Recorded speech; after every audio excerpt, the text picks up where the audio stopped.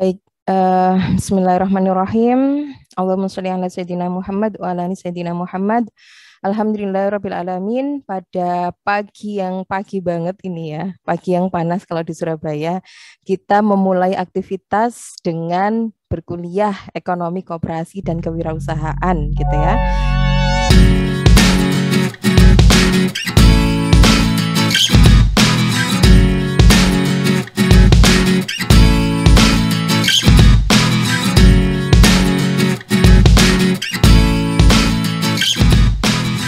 Jadi sebelum kita mempelajari bagaimana kita mengevaluasi kinerja ya sebuah koperasi. Nah, saya mengingatkan kembali seperti yang pernah saya sampaikan sebelumnya bahwa koperasi itu memiliki dua peran ganda, yaitu dia harus profesional dari sisi pengelolaan. Artinya dalam mengelola keuangan dia harus efisien ya. Jadi efisien itu dikatakan efisien jika output dan inputnya ini mencapai kondisi yang maksimum begitu.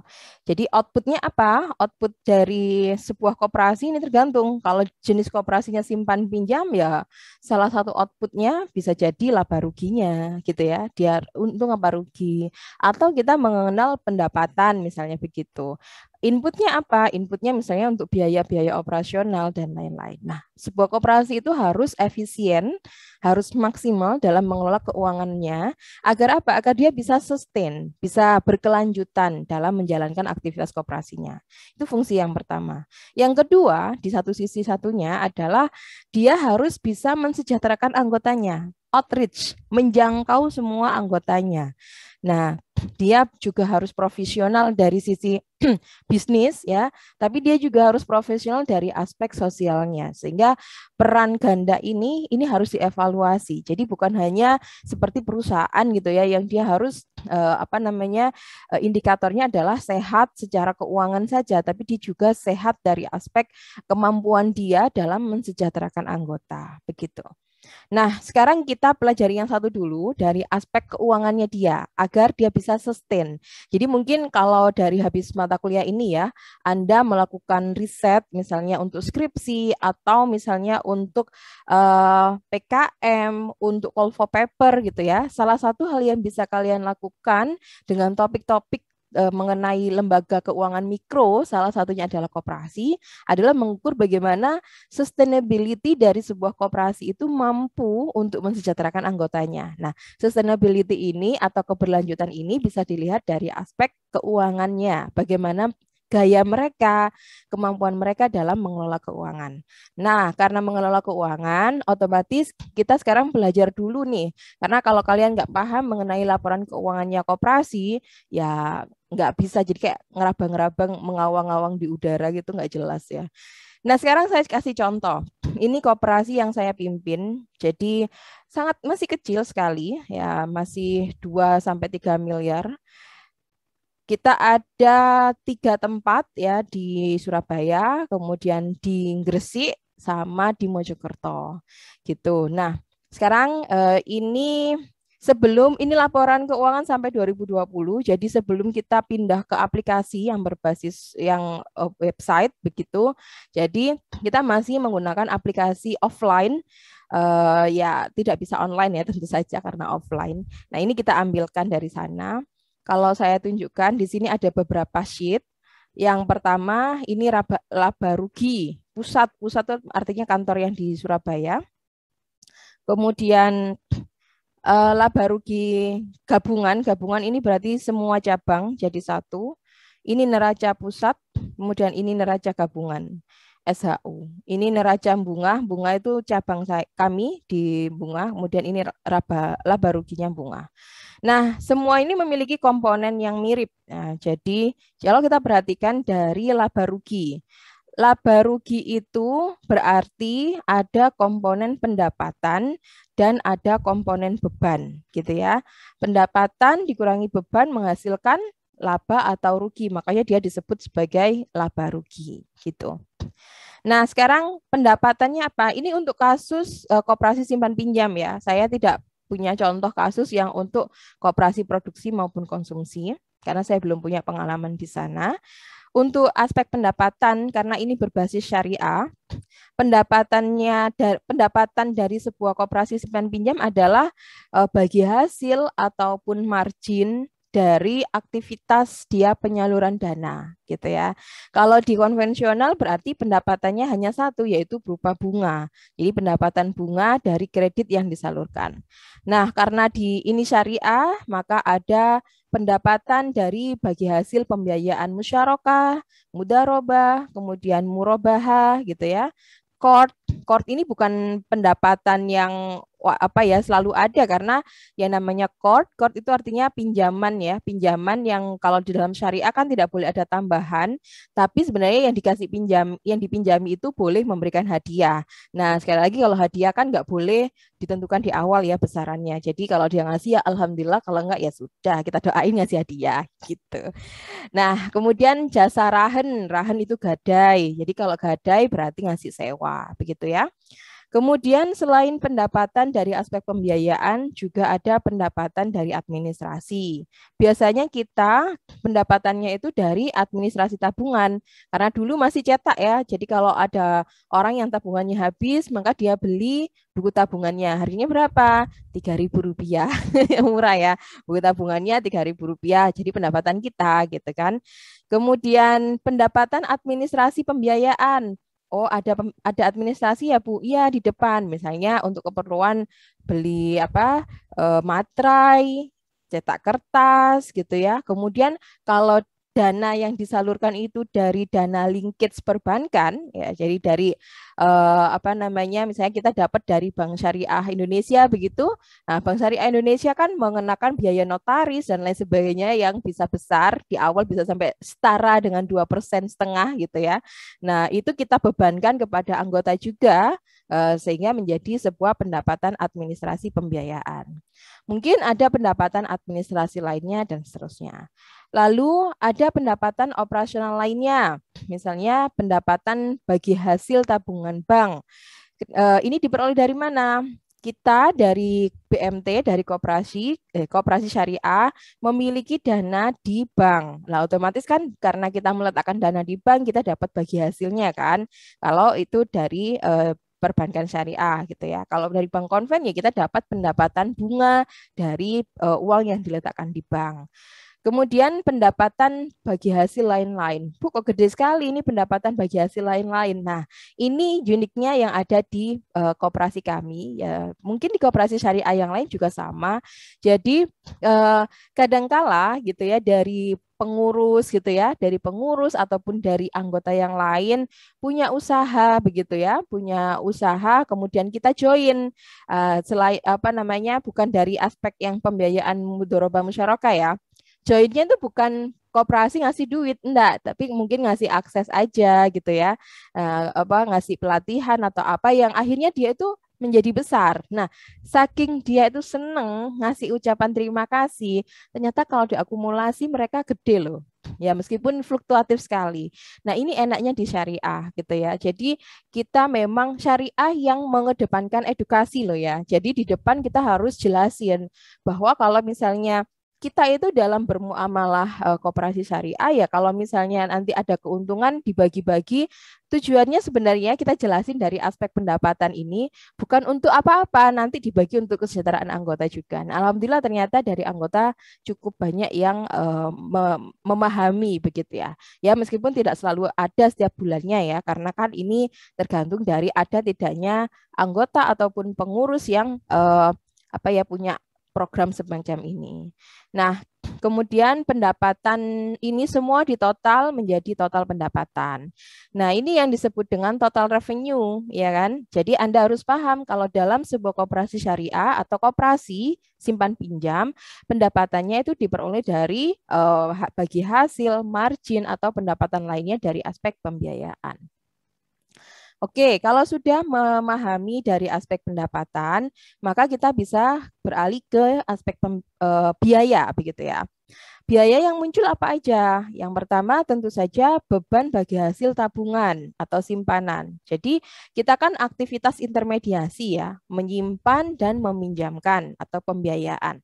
Nah, kalau pembiayaan kita dapat bagi hasil sebagai pendapatannya koperasi. Nah, orang yang meletakkan dananya di kita, tentu saja kita juga punya beban untuk memberikan bagi hasil kepada anggota yang meletakkan dananya ke koperasi kan gitu ya.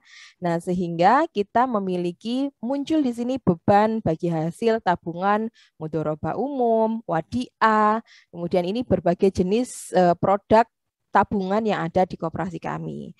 Jadi ada untuk tabungan tarbiyah atau pendidikan, Idul Fitri, Idul Adha, kurban, walimah, ziarah atau wisata, dan tabungan unit lain. Begitu. Nah, kemudian ada beban bagi hasil Puskop KJKS Jatim. Ini artinya apa? Karena kita juga bergabung di koperasi sekunder. Nah, koperasi sekunder itu kita juga harus menunjukkan keaktifan. Baik aktif kita meletakkan dana di sana ataupun juga memanfaatkan dana tersebut. Nah, kalau yang di sini muncul bagi hasil Puskop itu Pusat Koperasi KJKS, Koperasi Jasa Keuangan Syariah Jawa Timur. Artinya kita menggunakan dana mereka dan kita memberikan bagi hasil sekian gitu setiap bulannya. Begitu. Nah, itu dicatat sebagai beban bagi koperasi kami begitu. Nah, lalu kemudian ada beban bagi hasil pinjaman mandiri syariah. Nah, ini harusnya bukan pinjaman ya, tapi pembiayaan atau linkage BSM karena belum berubah nama jadi BSI waktu itu. Karena kita juga dapat dana linkage dari mereka, ya kita ngasih bagi hasil. Setiap bulannya segini, begitu. Kemudian di sini ada beban bisyarah karyawan. Nah, ini gaji karyawan ya, berapa? Kemudian biaya listrik, kemudian sewa kantor, nah, dan seterusnya karena kami sewa kantornya dibayar setahun sekali, jadi nggak muncul setiap bulannya ya. Kemudian biaya transport. Biaya transport ini biasanya kita berikan kalau ada pelatihan buat pengurus, buat pengelola gitu ya, kan ngasih uang transport ke dia. Atau kadang untuk account officer gitu ya, kalau misalnya melakukan kunjungan ke anggota dan letaknya jauh, kita kasih uang transport. Kemudian ada biaya pajak tentu saja karena nanti kita harus paham ya pajak yang muncul dari aktivitas koperasi. Yang pertama itu pasti kita harus lapor PPh 21 ya. PPh 21 itu muncul karena ada beban karyawan ini ya, gaji. Nah, ini harus dilaporkan setiap bulan. Dulu kami nggak paham kalau meskipun ini belum PKP ya atau pendapatan kena pajak, kita nggak lapor gitu, kan nol gitu kan. Nah, itu tetap dilaporkan karena konsekuensinya kami kena denda 500.000 per bulan. Dan itu ngumpul 4 tahun, ya bisa dikalikan saja gitu ya. Jadi itu harus dilaporkan ya PPh 21 atas beban bisyarah karyawan meskipun tidak PKP tetap dilaporkan. Kemudian belum PKP maksud saya. Nah, kemudian yang kedua adalah PPh 23 tahunan, itu juga harus dilaporkan. Kemudian kalau PPN kita nggak kena karena bukan karena non PKP ya. Nah, ini semua harus dilaporkan termasuk ada tidaknya pajak simpanan berjangka begitu. Itu harus dilaporkan. Kalau tidak konsekuensinya adalah denda. Kemudian biaya organisasi. Biaya organisasi ini muncul biasanya untuk RAT, kemudian untuk rapat anggota luar biasa, kemudian ya untuk kebutuhan organisasi gitu ya. Kita keluarkan dari biaya organisasi. Biaya promosi juga begitu. Jadi kita ngasih ya biaya marketing lah ya gitu kepada siapapun. Kalau kita sih murah-murah saja kalau dilihat ya segini-segini aja pengeluarannya. Nah, kemudian kita total sejumlah biayanya muncul laba rugi di sini. Nah, ini adalah laba rugi bulanan, kemudian diakumulasi selama 1 tahun berapa. Nah, ini setahun gitu ya di 2020 ternyata kalau diakumulasi saldo SHU-nya adalah bukan saldo SHU, total keuntungan selama setahun itu adalah 21.500.000 di tahun 2020 begitu. Nah, ini untuk laba rugi pusat ya. Gabungan berarti ya di total aja sama dari cabang. Kalau di kita laba rugi tahun 2020 adalah 33 juta. Nah, ini laporan ini sudah saya share kemana-mana ya for free. Jadi makanya siapapun mau riset, mau apa silahkan gitu ya. Hasilnya mau baik atau buruk terkait kami silahkan gitu ya. Ya namanya fakta. Karena kami sangat senang ya, terutama kalau dari hasilnya, wah ini koperasi ini nggak syariah misalnya, ih koperasi ini nggak efisien, ih koperasi ini kurang itu. Baiknya itu berarti kan riset gratisan, kemudian kita perbaiki dari hasil rekomendasi mereka gitu ya. Jadi kita harus vibe-nya itu positif gitu ya, biar kita terus berkembang, jangan negatif terus. Nah, oke, itu dari aspek laba rugi. Nah, sekarang kita belajar dari aspek neraca. Ya, di neraca itu tentu saja kita kenal ada yang namanya aktiva dan juga pasiva. Aktivanya ada apa aja? Ada kas di sini. Kasnya di teller 1, 2, 3 dan seterusnya. Kemudian ada dana di bank syariah maupun bank konven. Kok ada bank konvennya? Ya, of course, saya selalu bilang kita hidup di negara kesatuan Republik Indonesia, gitu ya, yang mana kita dual banking system. Ya, ini saya rasain sendiri ya. Sekarang udah merger ke BSI, maksimum transfer antar rekening cuma 10 juta. Ya kan?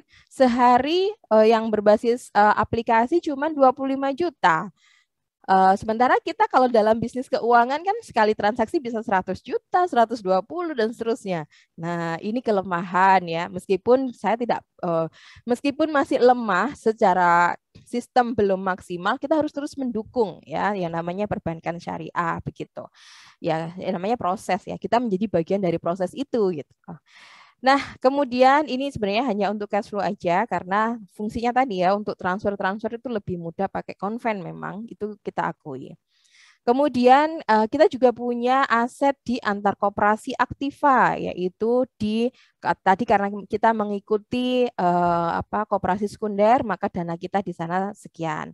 Kita juga punya ikut juga koperasi sekunder di secara nasional di Induk Koperasi Syariah BMT, dana kita sekian. Kemudian kita juga mengikuti koperasi sekunder yang Jatim Al-Akbar itu juga punya dana sekian. Jadi semakin banyak koperasi sekunder yang kita ikuti, silaturahim kita semakin banyak, saudara kita semakin banyak, insya Allah rezekinya juga semakin banyak gitu ya. Jadi pegang, kalian jangan jadi introvert, jadi kalian harus punya kenalan yang banyak, sebanyak-banyaknya gitu ya. Karena kita nggak tahu jalan rezeki kita dari mana. Mungkin jalan tolongan kita, Allah menolong kita itu dari mana kita nggak tahu. Jadi berbuat baiklah kepada siapapun. Jangan pernah punya intention jelek. Underline and bold. Kemudian selanjutnya adalah kita juga punya aset ya berupa pembiayaan. Jadi dana yang kita salurkan kepada anggota itu menjadi aset kita ya, asetnya koperasi. Nah, dicatat di sini. Oh, dalam bentuk pembiayaan musyarakah berapa? Dalam bentuk pembiayaan mudharabah berapa? Murabahah berapa? Nah, ini kok ada yang piutang murabahah yang ditangguhkan? Oh, artinya ini banyak yang nyantol gitu ya. Yang nyantol sekian juta. Belum dia lewat-lewat tenggat gitu ya. Jadi, nah ini enaknya di koperasi lagi gitu ya. Jadi kalau di bank, kalau Anda pembiayaan di bank ya, telat gitu ya. Misalnya kan bank itu selalu tutup bukunya tanggal 20 ya. Jadi kalau meskipun kalian dulu cairnya dana itu di atas tanggal 20 harus sudah ada rekening di bank. Kalau enggak, udah langsung ditelepon, diapain gitu ya. Dan kalau udah lewat, kalian akan kena denda. Nah, koperasi sebenarnya juga boleh mengenakan denda dan nanti akan masuk ke pendapatan non halal gitu ya kalau berbasis syariah. Kalau di kami tidak ada gitu ya. Karena saking nggak adanya ternyata dimanfaatkan juga buat anggota, tapi ya 1-2 aja karena kita memang mengedepankan edukasi. Ayo kita berkooperasi, ini tujuannya adalah bersejahtera bersama-sama gitu ya. Jadi alhamdulillah dari kondisi yang itu semakin terkondisikan lah sekarang ya. Kemudian pembiayaan KOD gede banget ya, 400 juta, 500 juta gitu. Baik hati sekali koperasinya begitu ya. Ya memang kita baik hati. Nah, kenapa di sini banyak banget? Nah, ini adalah salah satu metode ketika ada pembiayaan bermasalah ke anggota. Terus kita lihat anggota ini memang benar-benar udah kepepet. Ini sisa-sisa yang saya pernah cerita ongkos belajar saya dulu di awal-awal 200 jutaan. Ini sisa-sisa itu. Jadi mungkin dia ya nauzubillah min dalik ya, ini pesan saya karena kalian masih mahasiswa, mungkin nanti ketika sudah lulus atau mungkin sekarang sudah berinteraksi dengan keuangan atau keluarganya, punya tanggungan keuangan, itu wajib diinformasikan ke anggota keluarga yang lain. Karena ada beberapa kasus itu dia nggak mau informasikan gitu ya, dan ternyata di tengah jalan dia meninggal, dan ya unfortunately kayak asuransi dan segala macamnya itu keluarganya yang menikmati. Dan ketika kita sampaikan ada kontrak nih, dana di kita sekian gitu almarhum, keluarga nggak mengakui. Nah, nauzubillah min dalik, karena akhirnya sampai sekarang si mayit juga masih punya tanggungan hutang gitu kan, meskipun kita sudah ikhlaskan gitu kan, tapi yang namanya hutang tetap hutang. Makanya kalian harus berhati-hati dengan hutang. Kenapa saya bilang seperti ini?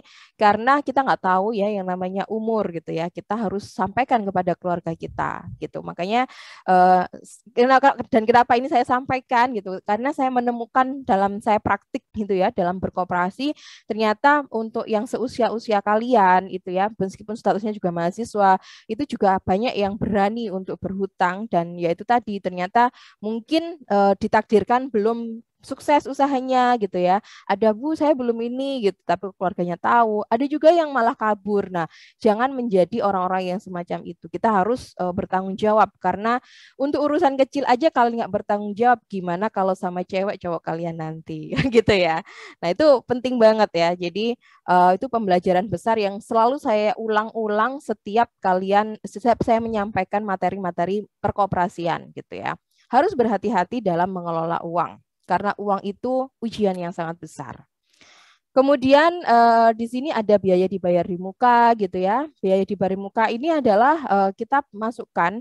Jadi sebenarnya kita mengatur laporan keuangan itu ya, kita banyak bisa punya trik banyak nih gitu ya. Biaya dibayar di muka ini mau ditaruh sebagai biaya dibayar di muka atau ditaruh langsung di laba ruginya, di beban. Boleh.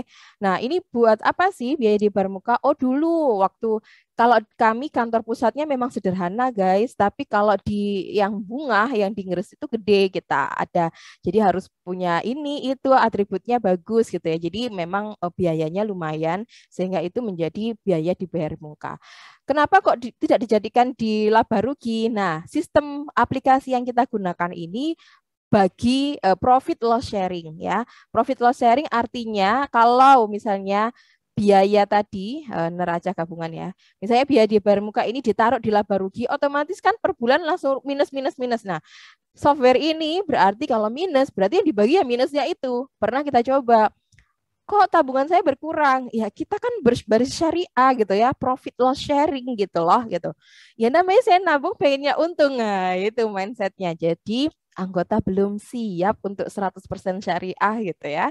Sehingga kalau pengennya itu kalau ketika dia cair dana, pengennya syariah, Masya Allah koperasi ini memberikan dana murah, kalau bisa gratisan, nggak usah kembali uangnya, halal gitu kan. Tapi giliran menabung, saya harus dapat untung lah ini susah gitu kan. Kita berpraktik syariah, masyarakat kita belum siap gitu. Jadi ya sudah, jangan memaksakan 100% syariah gitu ya. Jadi itu sebisa mungkin kita berjalan sesuai syariah gitu ya. Ini namanya manusia punya kita ikhtiar.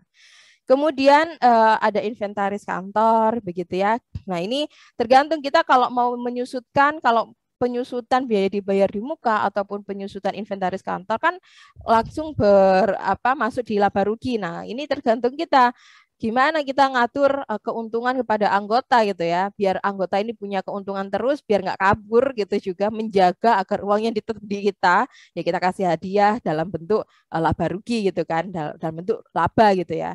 Sehingga kita yaudahlah inventaris kantor ntar aja disusutin di akhir tahun, biasanya kita suka kayak gitu. Nah, kemudian baru di total, ini adalah total aktiva kita.